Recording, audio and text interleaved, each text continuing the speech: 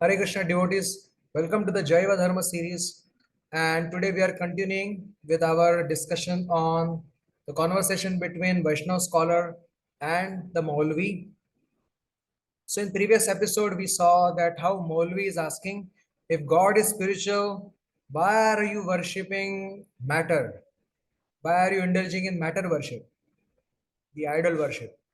So the Vaishnava is answering that we do not worship matter. We understand that God is beyond matter, God is spiritual, but we are worshipping divine form only. So any advanced practitioner, he is conceiving God's form within his mind, and because of his pure mind, because ultimately it is the state of mind that decides whether the worship is material or spiritual. So with a pure mind, when advanced worshipper is meditating on God, then God is revealing himself inside his mind, and the same form he is seeing outside when he is worshipping the deity. This is from worshipper's point of view. And from God's point of view, it is possible because God is omnipotent and he is very compassionate. So he is manifesting himself to the outside of this worshipper so that he can have complete experience of God, and he can do that through any of the pure objects that he has created, because everything is created by God and everything has a relationship with God, and through that, using that relationship, God can manifest himself through any of the objects that he has created, any of the pure objects he has created. He can manifest himself to the all the senses of his worshipper out of his great compassion. So the Maulvi says, okay, I understand that for a advanced practitioner or advanced worshipper, his worship is spiritual. But what about the beginners? Just by creating material replica, how can I worship God? So to this, the Vaishnava answers as follows. Firstly, he says, for a beginner in any religion, for that matter, he has hardly any spiritual experience. So whether he worships an image made up of earth and considering it to be God, or whether he tries to meditate on God within his material mind, thinking that God is beyond matter, but thinking within his mind, material mind. So both are one and the same, because it's again the material worship, because his all that he can experience is matter.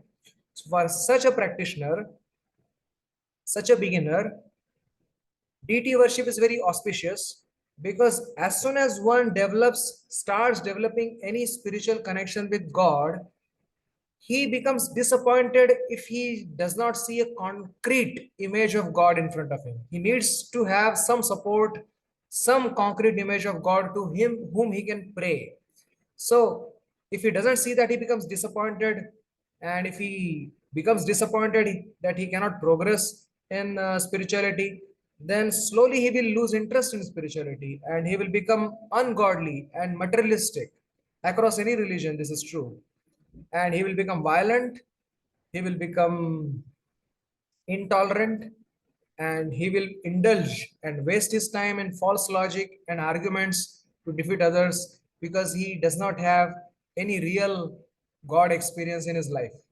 So this is the first thing. On the other hand, deity worship, although not with full spiritual understanding, but deity worship while hearing about the greatness of the God, hearing about the greatness of God, he will gradually revive his tendency to serve God and give up the material association.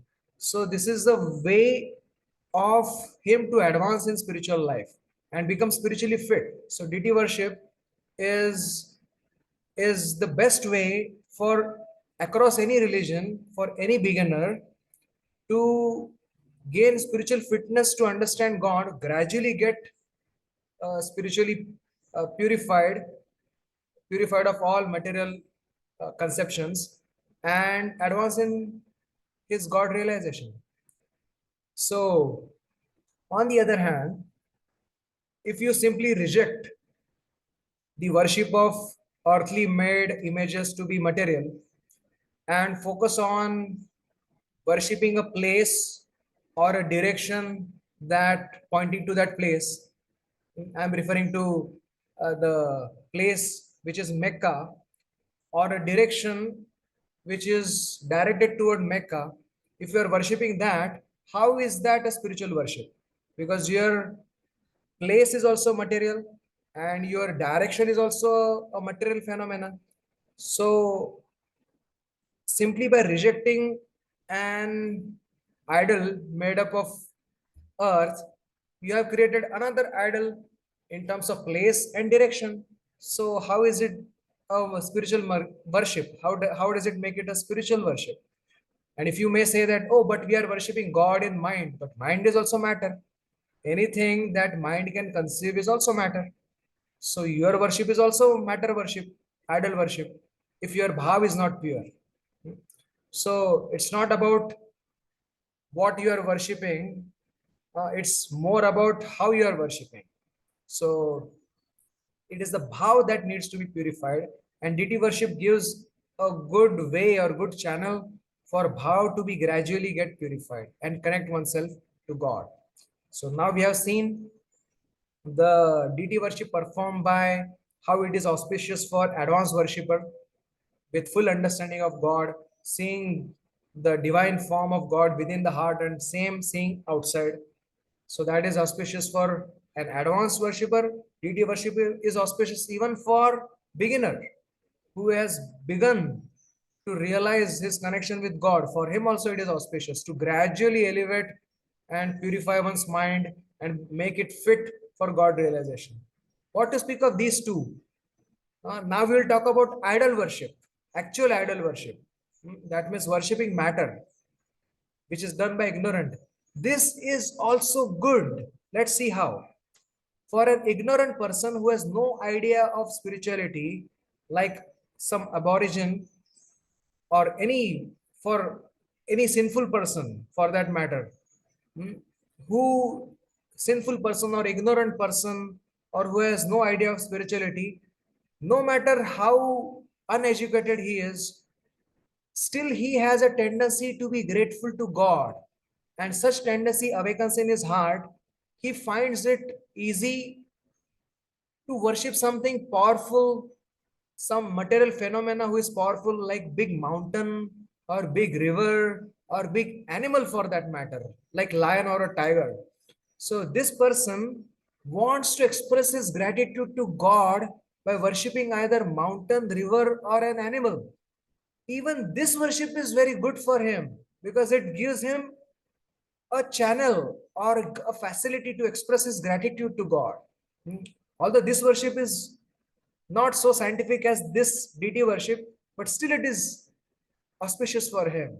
And he should not be stopped in his spiritual advancement by stopping his idol worship. So this kind of idol worship is better in giving some kind of tangible spiritual experience, is better than having no form worship. It is better than formless worship because it is giving at least some spiritual experience, although not so scientific, yet it works. So that is how it is important to have, first of all, if one can worship the image with proper spiritual understanding, that is very good.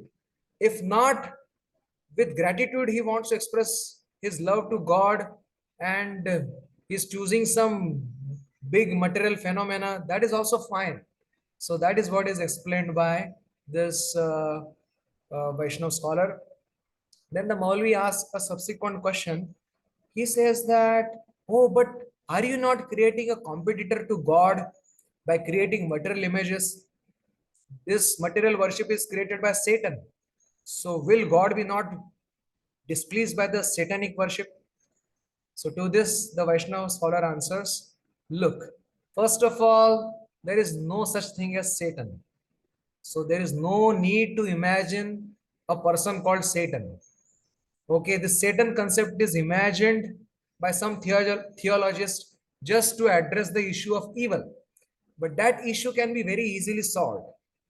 If you consider the tattva or the phenomena of ignorance, avidya tattva, that means the remembrance of God gives all bliss. It creates all bliss, all auspiciousness. And forgetfulness of God and forgetfulness of one's servanthood to God creates all evil and all miseries.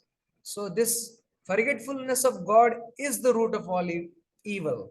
There is no need to create a separate personality called Satan. In fact, by imagining such personality like Satan, you are creating a competitor to God, ironically.